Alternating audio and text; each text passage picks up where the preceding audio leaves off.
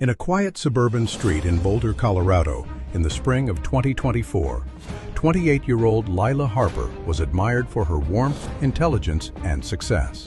A graduate of the University of Colorado Boulder, she had built a thriving career as an event planner.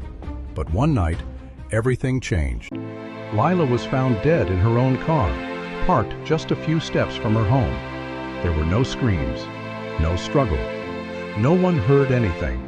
Her phone was still in her hand, unlocked, as if, in her final moments, she had recognized the person sitting beside her, and in a neighborhood where even the smallest noise travels. No one heard the gunshot. The soft spring wind rustled the leaves. Distant car tires crunched over gravel. Only silence remained. Hours before her death, Lila met her mother, Margaret Harper, a 56-year-old retired nurse, in her living room. The house was quiet. Warm lights filled the room. A faint aroma of coffee lingered. Margaret watched her closely, sensing something wasn't right. Margaret said, "You've been distracted lately. Is something wrong?" Lila replied, "No, just work." Margaret said, "You know you can tell me anything." Lila said, "I know," but she didn't. As Lila stepped out, Max, her dog, began pacing and growling at something unseen. Hours later, Max's persistent whining alerted the neighbors. Police arrived. Lila was found inside her car. One gunshot wound. Clean, precise.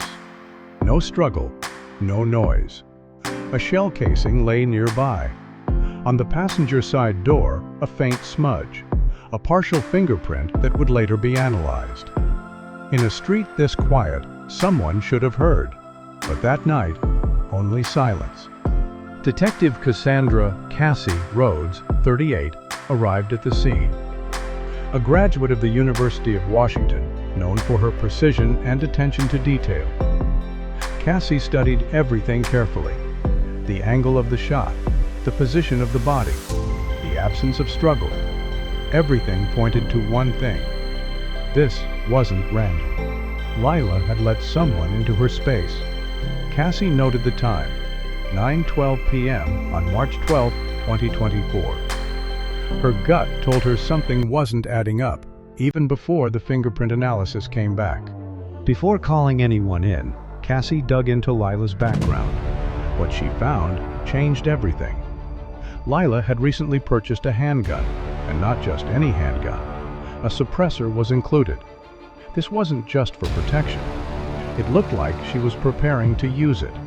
But on who? Cassie noticed a small clue, a digital note in the seller's system that someone had been observing closely. Cassie tracked down the licensed seller. Cassie asked, "Was she alone?" The seller replied, "No, there was someone else, a woman." He continued, "She didn't talk much, just watched." That detail stuck, because whoever that woman was, she knew. Purchase date recorded, March 10, 2024. Cassie formally called in those closest to Lila. Each one would be interviewed based on their relationship with her and what they knew. One by one, details emerged that would slowly piece together the truth. Cassie began with Lila's mother. Cassie asked, "You were the last person to see her." Margaret replied, "You think I would hurt my own daughter?" Cassie asked, "Did she seem different?" Margaret said, "A little distant, but nothing unusual." Cassie continued, "She bought a gun with a suppressor." Margaret reacted, "A gun?" Margaret added, "I didn't know anything about that." Her reaction was genuine. Chase Morgan, 29, a meticulous financial analyst, was called in next.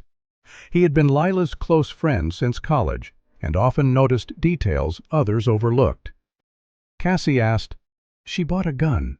Did she tell you why?" Chase replied, "No."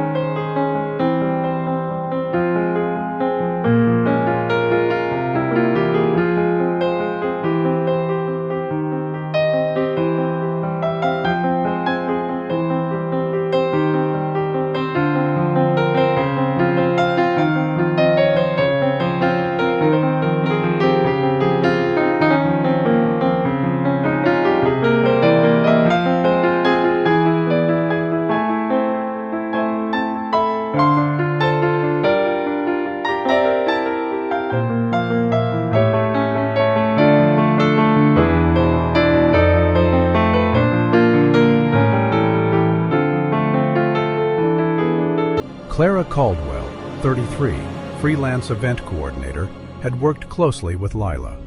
A licensed gun seller had mentioned a woman present during Lila's gun purchase. The description matched Clara. Cassie noted minor early signs of obsession in emails Clara had sent Lila, hinting at controlling behavior. Clara was asked to come to Lila's house. As she approached, Max noticed her. The usually calm dog stiffened. Then, slowly, he began to growl. Low, aggressive. Not fear, recognition. Cassie watched closely.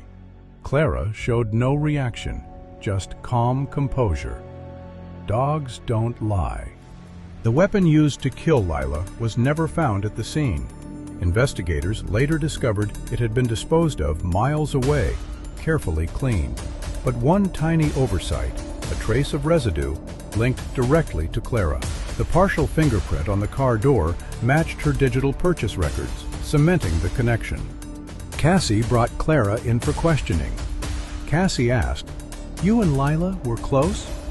Clara replied, "Yes, we worked together." Cassie asked, "She bought a gun, did she tell you?" Clara said, "I might have overheard something." Cassie continued, "The seller mentioned a woman present during her gun purchase, someone who watched carefully." Clara paused. "I don't know what you mean." Cassie pressed, "Lila trusted you. You knew more than you've said." Clara shifted. "Maybe I knew a little." Cassie leaned forward. "Someone had to know about the suppressor. You were there." Clara's face tightened. "Yes." She took a deep breath.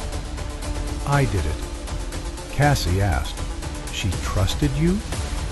Clara said, "Yes, and I used that." Silence filled the room. Clara Caldwell was formally charged with the murder of Lila Harper. The evidence was overwhelming. The gun purchase, the suppressor, witness statements, forensic traces, and her confession. In court, Clara was convicted. The judge pronounced the sentence, emphasizing the premeditated nature of the crime. Clara showed no remorse as the gavel fell. Lila's family, though grieving, found some peace knowing the truth had been uncovered.